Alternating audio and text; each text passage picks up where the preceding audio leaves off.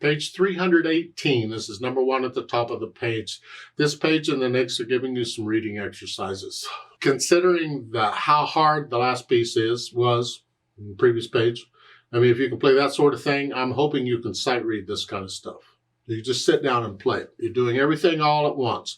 The figuring it out, the articulation, the notes, the rhythm, the dynamics, everything right off the bat. Basically, you're sight reading it. However, if that's a struggle for you, then see if you can do it one hand at a time and do it that way. Because, again, I'm looking for a fingering where I can connect the things pretty much. And when I'm sight reading, I can't always take time to work out the fingering because I'm sight reading it. But a lot of times here, if you're reading it, you can kind of note, oh, I want to use this fingering instead of that, and that's where you stop and put in the fingering. That kind of messes up the reading part.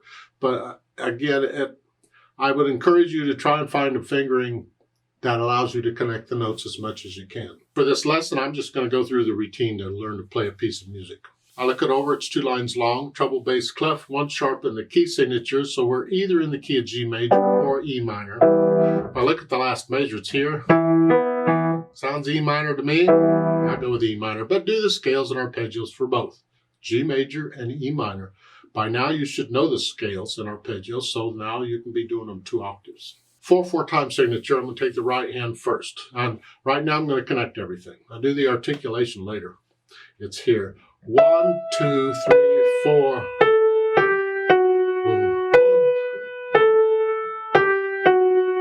Let's reach up. Second or third. You can do third if you can't reach second, because again, I want to connect it.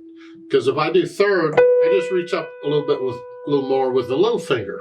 If you can do second, then you're there. So it's up to you on how big your hands are. I can do third and measure 5. I do third, then reach up. Now I'm there. You scrunch up little finger. And the reason for that, because I could have done that, like in a scale, but one of the concepts of the fingering style that I use and teach is I don't cross over the thumb if I don't have to. And this fingering is one I would use because then it avoids crossing over the thumb. I'm just there. That's what I do. Especially if it's a really, really super fast piece. That helps to do that. Not cross over the thumb. Left hand, well, here we just got the broken chord, the Alberti bass. That's about what we're doing for the first line. Now, you're ending the first line here. Second line, you got to come down here. Well, unless your hand is big, you can't connect them, so you got to lift up. That's okay. Just lift up and come down. We're kind of walking up here. Be up in here, then use a 4/2 because that's really sort of what it is.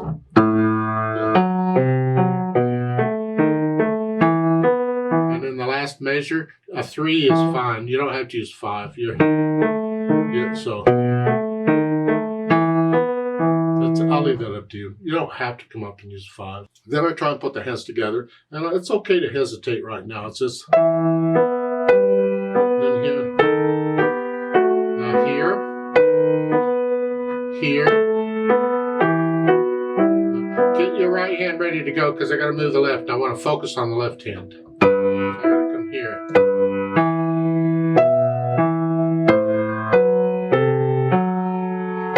Here. Yeah. That's sort of the piece. Then I'll go back over it slowly and carefully and get rid of the hesitations.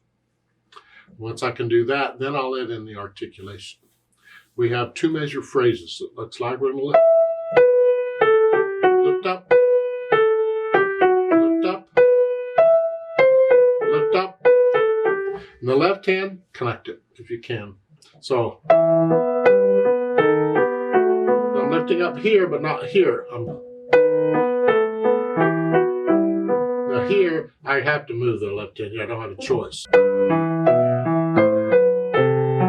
Lift up in the right hand, not the left. So I put in the articulation. Then the dynamics. The only one to give is MP, mezzo piano or sort of soft. That's the melody. This, very soft in the background. Okay. Then the speed, andante. Well, I've been going way too fast. Andante is just a leisure stroll. Just whatever. want these half notes to last too long. But then the quarter notes, you don't want to go too quick. So you have to find somewhere in between. So. I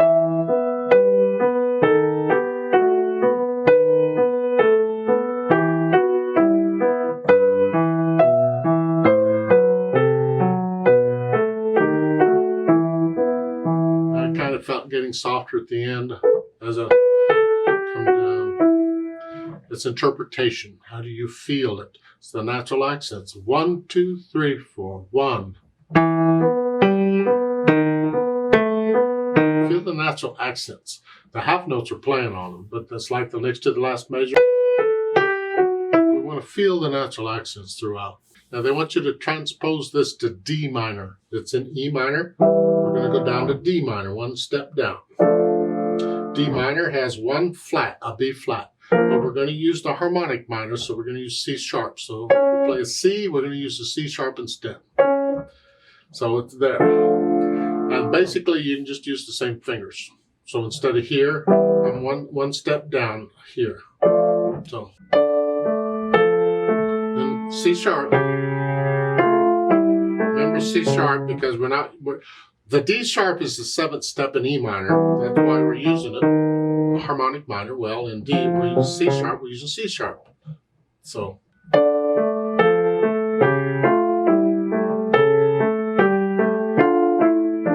Now here, instead of G, it's an F.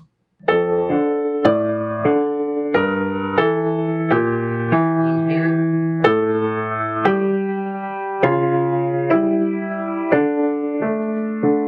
Every note goes down one. If you can transpose the music as you're reading it, because you're only going down one note, you can do it that way. So here at the beginning, instead of an E, it's a D.